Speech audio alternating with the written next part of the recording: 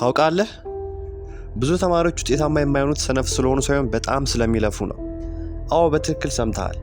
ሌሊቱን ሙሉ ማደር፣ መጽሐፍን በከለር ማጨማለቅና አንድን ገጽ ደጋግሞ ማንበብ ጥናት ሊመስል ይችላል። ፈተና ሊደርስ ጥቂት ቀናት ሲቀሩት ሌሊቱን ሙሉ ቁጭ ብለህ ለማጥናት እየሞከርክ ይሆናል።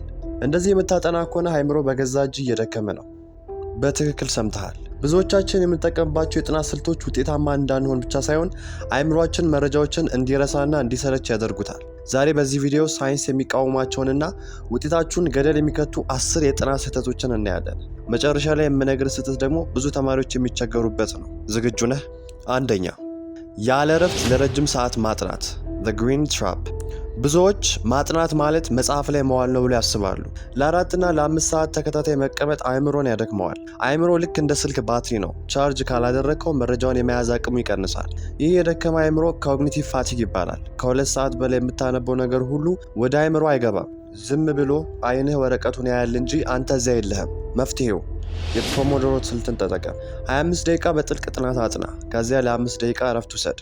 ይህ 5 ደቂቃ አስማታዊ ነው። በእረፍት ሰዓት ስልክ አትነካካ። ይልቅ ተነስተ ተንቀሳቀስ፣ ትንሽ ውሃ ጠጣ፣ ወይም ከመስኮት ውጭ ያለውን አረንጓዴ ተፈጥሮ። ይህ አእምሮን ሪሴት ያደርገዋል። አእምሮ ሲያርፍ በቀጣይ 25 ደቂቃ የምታጠናው ነገር ከመጀመሪያው በበለጠ ፍጥነት ይገባሃል። ስህተት 2፣ ደጋግሞ ማንበብ ሪሪዲንግ። ብዙዎቻችን የምናደርገው ትልቁ ስህተት ይሄ ነው። አንድን ምዕራፍ ደጋግመን እናነባለን። ለሁለተኛ ጊዜ ስናነበው እረ ይሄን አውቀዋለሁ የሚል ስሜት ይሰጠናል። ግን እውነታው ምን እንደሆነ ታውቃለህ? ያ ያወቅከው የመሰለ ስሜት ፋሚሊያሪቲ ይባላል እንጂ ለርኒንግ አይደለም። አእምሮ ቃላቶችን ስላያቸው ብቻ ለምዷቸዋል፣ ግን በደንብ አልተረዳቸውም። ምሳሌ እስቲ አስበው። አንድን ፊልም 5 ጊዜ ብታየው ታሪኩን ታውቀዋለህ፣ ግን እስቲ ሁሉንም በቃል ብለው ብትባል አትችልም። ጥናትም እንደዛው ነው። መፍትሄው አክቲቭ ሪኮል። አንድን ገጽ ካነበብክ በኋላ መጽሐፉን ዝጋው። ከዚያ ምን አነበብኩ ብለህ ራስህን ጠይቅ። መልሱን በቃል ለመናገር ሞክር። አእምሮ መረጃውን ፈልጎ ለማውጣት ሲጨነቅ ነው እውነተኛ ትምህርት የሚከናወነው። ስህተት 3፣ ሁሉንም ነገር ማቅለም ወይም ማስመር ሃይላይቲንግ ኤቭሪቲንግ። ደብተራቸውን ወይም መጽሐፋቸውን ልክ እንደ ቀለም መጽሐፍ ከለሪንግ ቡክ ሙሉ በሙሉ አረንጓዴ፣ ቢጫ የሚያደርጉ ተማሪዎች አሉ። ይህም አስፈላጊ ነው ያም አስፈላጊ ነው እያልክ ሁሉንም ካሰመርክ ምንም አላስፈላጊ ነገር የለም ማለት ነው። ሳይንቲስቶች እንደሚሉት ሃይላይት ማድረግ አእምሮውን ሰነፍ ያደርገዋል። በኋላ መለስበታለሁ የሚለው የውሸት ተስፋ ስለሚሰጥህ አእምሮ በዚያ ቅጽበት መረጃውን ለማስቀመጥ አይሞክርም። መፍትሄው መጀመሪያ አንብብ። ከዚያ በጣም ዋና የሆኑትን ነጥቦች ብቻ መርጣ አስምር። ከዛም በገጹ ዳርቻ ላይ በራስ ቋንቋ አጭር ማስታወሻ ጻፍ። ይህ ማለት እንዲህ ማለት ነው ብለህ ለራስህ አስረዳ። ስህተት 4፣ ዝም ብሎ መመልከት ፓሲቭ ዋቺንግ። ዩቲዩብ ላይ የትምህርት ቪዲዮዎችን ለሰዓታት ማየት ውጤታማ ጥናት ይመስልሃል። ቪዲዮውን ስታየው መምህሩ ሲያብራራ ሁሉንም የተረዳው ይመስልሃል፣ ግን እጅን አላንቀሳቀስክም። አእምሮውን በራሱ አልሰራም። መፍትሄው ምንድን ነው ታዲያ? ቪዲዮውን አቁም። መምህሩ የሰራውን ጥያቄ አንተ በራስህ ለመስራት ሞክር። ካልቻልክ ተመለስና እየው። እጅ ካልሰራ አእምሮ አይመዘግብም። ስህተት 5፣ መጨናነቅ የመጨረሻ ሰዓት ጥናት ወይም ክሬሚንግ። ነገ ፈተና ነው። ዛሬ ሌሊቱ ሙሉ አድሬ መጨረስ አለብኝ። ይህ የብዙ ተማሪዎች ህይወት ነው። ግን አንድ መርሳት የለብህ እውነት አለ። አእምሮ ልክ እንደ ጡንቻ ነው። በአንድ ቀን ውስጥ ጂም ውለህ ትልቅ ጡንቻ ማውጣት አትችልም። ሳይንስ the forgetting curve ይለዋል። በአንድ ቀን ያጠናኸውን ነገር በ24 ሰዓት ውስጥ 80%ን ትረሳዋለህ። መፍትሄው ስፔስ ሪፒቲሽን። ዛሬ ያጠናኸውን ነገር ከ2 ቀን በኋላ ድገም፣ ከዚያ ከ1 ሳምንት በኋላ። በጥናቶች መካከል ክፍተት ስትሰጥ አእምሮ መረጃውን በቋሚነት ያከማቻል። ስህተት 6፣ በአንድ ጊዜ ብዙ ስራ መስራት መልቲታስኪንግ። በአንድ በኩል ሙዚቃ እየሰማ በሌላ በኩል ቴሌግራም ላይ ሜሴጅ እየመለስ መሀል ላይ ደግሞ ሂሳብ ለመስራት ትሞክራል። አእምሮ በአንድ ጊዜ 2 ከባድ ነገሮች ላይ ማተኮር አይችልም። ትኩረትህ ሲከፋፈል አቴንሽን ሬዘር የተባለ ነገር ይፈጠራል። ከስልክ ወደ መጽሐፍ ስትመለስ አእምሮ ሙሉ በሙሉ ጥናቱ ላይ ለማረፍ እስከ 20 ደቂቃ ይፈጅበታል። መፍትሄው ዲፕ ፎከስ። ስልክን ሌላ ክፍል አድርገው፣ ኢንተርኔት አጥፋ። ለ60 ደቂቃ ብቻ ምንም ሳይረብሽ አጥና። ልዩነቱን ታየዋለህ። ስህተት 7፣ እንቅልፍ መቀነስ ላክ ኦፍ ስሊፕ። ብዙዎች እንቅልፍ ለሰነፎች ነው ይላሉ፣ ግን ሳይንስ የሚለው ሌላ ነው። አንተ ስትተኛ አእምሮ ስራ አይፈታም። ቀን ያጠናውን መረጃ ሴፍ እያደረገ ወደ ቋሚ መዝገብ ያስገባዋል። ካልተኛ መረጃው ከዚያ ሆኖ ይቀራል። ጠዋት ፈተና ላይ ስትቀመጥ ጭልም ይልብሃል። መፍትሄው ቢያንስ ከ7 እስከ 9 ሰዓት ተኛ። እንቅልፍ የጥናት አካል እንጂ የጥናት ጠላት አይደለም። ስህተት 8፣ ሁል ጊዜ በአንድ ቦታ ብቻ ማጥናት the context dependence።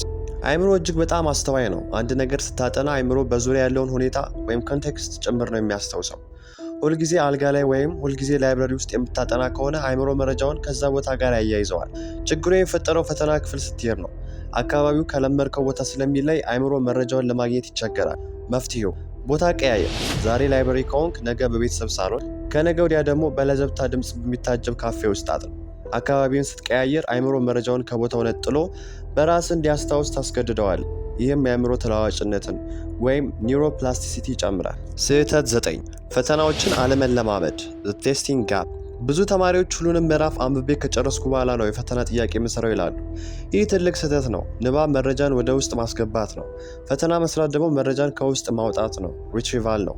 እውነተኛው ትምህርት የሚከናወነው መረጃውን በምትፈልግበት ጊዜ ነው። መፍትሄው ያለፉት ዓመታት የፈተና ወረቀቶች ወይም ከምዕራፍ መጨረሻ ያሉ ጥያቄዎች የአንተ ምርጥ ጓደኞች ናቸው። መጽሐፉን ከማንበብ በፊት ጥያቄዎቹን ተመልከታቸው። ምን አይነት ጥያቄ ነው የሚጠይቀው ብለህ ስታስብ አይምሮ መልሱን ለማግኘት በንቃት ይከታተላል። ስህተት ስትሰራ አትዘን፣ በስህተት ነው የምትማረው። ምክንያቱም እያንዳንዱ ስህተት በፈተና ቀን እንዳይደገም የሚደረግ ጥንቃቄ ነው። ስህተት 10 ለሌላ ሰው ማስረዳት አለመቻል ቲቺንግ ጋፕ። የጥናት መጨረሻ ላይ ለራስህ ማብራራት ነው። አንድን ርዕስ አውቀዋለሁ ብለህ ታስባለህ፣ ግን ለአንድ ሰው ለማስረዳት ስትሞክር ቃላት ያጥሩሃል። ያ ማለት አሁንም ድረስ ርዕሱ አልገባህም ማለት ነው። አልበርት አንስታይን እንዳለው ለአንድ ለ6 ዓመት ልጅ ማስረዳት ካልቻልክ አንተም አልተረዳኸውም ማለት ነው። መፍትሄው ለፌመን ቴክኒክ። የፌመን ቴክኒክን መጠቀም። የተማርከውን ነገር መጽሐፍ ሳታይ ለጓደኛ አስረዳ፣ ወይም በባዶ ወንበር አቁምና ለአንተ እንደምታስተምር መምህር ሆድህ ውስጥ ያለውን አውጣው። የት ቦታ ላይ እንደምትሳሳት ታውቃለህ። እዚያ ጋር ነው አእምሮ ክፍተት ያለው። ያን ክፍተት ተመልሰ አንብብና አርመው። በዚያ መንገድ ስታጠና መረጃው ከአእምሮ አይጠፋም፣ ምክንያቱም አሁን የራስህ አድርገኸዋልና።